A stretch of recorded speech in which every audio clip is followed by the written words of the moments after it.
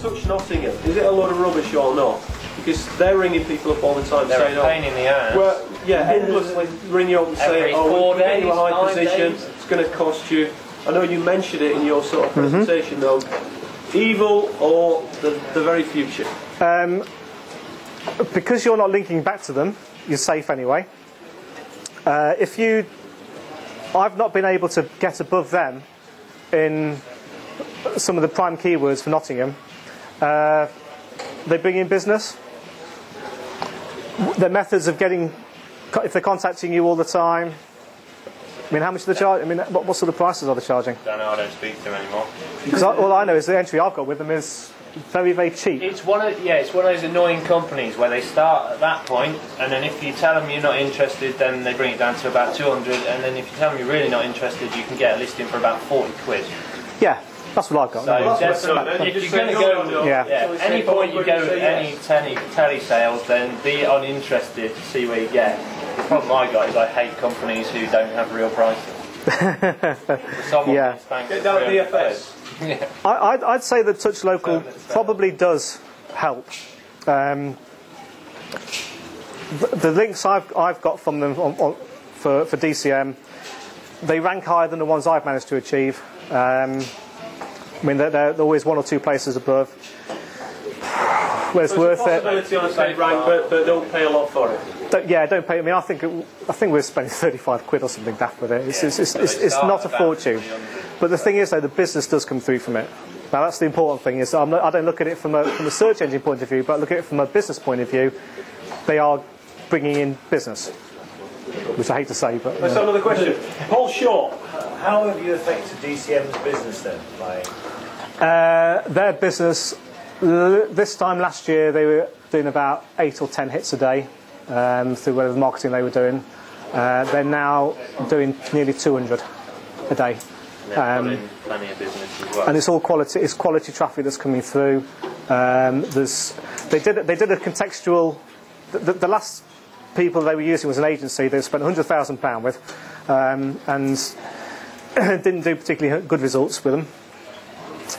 Then some other guy came along offering this contextual marketing thing where you've got links embedded within web pages. You've probably seen you go to a web page and it'll little speech bubble sort of. yeah, a little speech bubble pops up over certain words. Okay, that's got through thousands of links. That got through 3,000 links or something daft like that. The trouble was that there was all crap. Every single one, just absolutely no. And what happens there was I noticed when I was picking up the position of DCM was that when that stopped, the site started going down. So it didn't actually help it go up much, but it actually made it start going down. It's almost as if Google's got like a dampening factor that says, hey, all of a sudden you're too popular. So if you carry on this way, you're going to be page one on everything. Therefore, what we'll do, we'll slow you down a little bit. And it seemed to be that kicked in just as they pulled this experimental scheme, and the site went even worse. So it was harder to get it back up again. So, yeah, so be careful of contextual link schemes. What else? You said about a sitemap on your website. Yeah.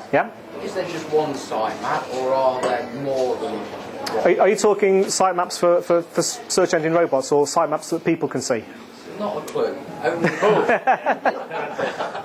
Only that we were told on our site we needed a sitemap, so the guys that developed the site put a sitemap on. Okay. The next people that look at it say, but you don't just need that sitemap, you need a XML sitemap. Yeah, that's what I was talking about. Yeah. Whatever sitemap. You've got one for people simply navigating your site through a list, where they can go, that bit I want, that bit I want, that bit. And you're also supplying one pretty much along the same lines, but for a spider to come in and run through. So there's more. So there are two. Yeah. The sitemap XML is a technical one, and you do submit that. That's one of the only things you do tell Google about. You submit that to Google. It'll then put it into its little thing of things to do. It'll then go to that and say, right, okay, I'll look through this. These are all the URLs that you've got you're declaring in your website, and then the Google bot will go through those URLs, and then it'll do its stuff behind the scenes with that. Within that sitemap, there is a priority tag, and you can assign priority which you think are the most important pages.